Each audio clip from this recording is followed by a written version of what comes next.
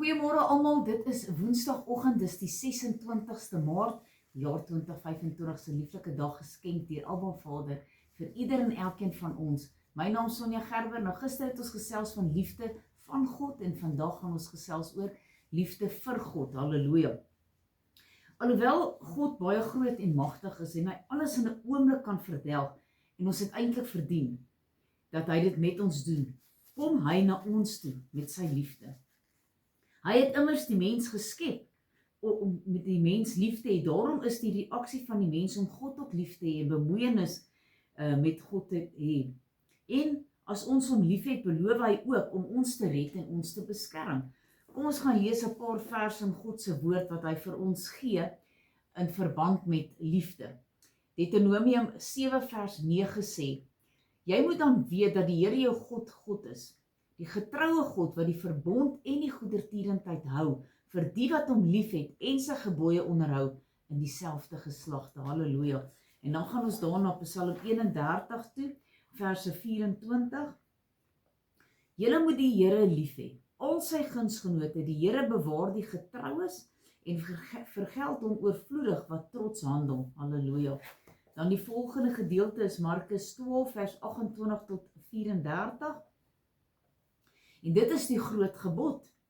En toe een van die skrifgeleerdes wat bygekom het, hulle hoor rede twis en wis dat hy hulle goed geantwoord het, vra hy vir hom: Wat is die eerste gebod van almal? En Jesus antwoord hom: Die eerste van al die gebooie is: Hoor Israel, die Here jou God is 'n enige Here. En jy moet die Here jou God lief hê uit jou hele hart, uit jou hele siel en uit jou hele verstand en uit jou hele krag. Dit is die eerste gebod. En die tweede hieraan gelyk is dit: Jy moet jou naaste lief hê soos jouself. Daar is geen ander gebod groter as die nie. En die skrifgeleerde sê vir hom: Goed meester, u het die waarheid gesê, dat God een is en daar geen ander is as hy nie. En om hom lief te hê uit jou hele hart en uit jou hele verstand en uit jou hele siel en uit jou hele krag en om jou naaste lief te hê soos jouself, is meer as al die brandoffers en die slagoffers. Toe Jesus sien dat hy verstandig geantwoord het, sê hy vir hom: Jy is nie ver van die koninkryk van God nie, en niemand het dit meer gewaag om hom vrae te stel nie. Halleluja. Dan gaan ons daar na 1 Korintiërs 2 vers 9 toe. Maar soos geskrywe is, wat die oog nie gesien en die oor nie gehoor het nie, en in die hart van die mens nie opgekom het nie, wat God berei het vir die wat hom liefhet. Halleluja. So ons kan net sien deur God se woord hoeveel hy ons werklik liefhet. En dan natuurlik gaan ons hierso na 1 Johannes 3 verse 1 toe, en daar die opskrif is die kinders van God.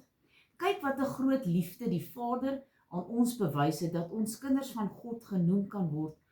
Om hierdie rede ken die wêreld ons nie, omdat dit hom nie geken het nie. En dan 1 Petrus 4 verse 10 en 11.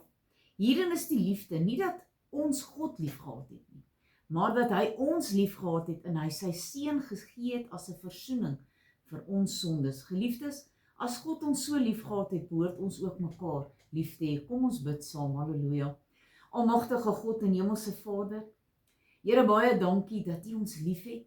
Dankie dat ons U kan lief hê met alles in ons hele wese roep uit: Abba, Vader. Here, baie dankie vir U groot liefde vir ons. Dankie dat U vir ons omgee. Dankie dat U daagliks met ons 'n pad wandel. Dankie dat ons deur U woord kan wandel en soveel kennis kan opdoen om te weet dat U is God en U het ons lief en ons moet mekaar lief hê. En ons loof U, ons prys U, ons eer U groot en heilige naam. Here, seën ieder en elkeen in hierdie dag. Is my gebed in Jesus naam. Amen en amen.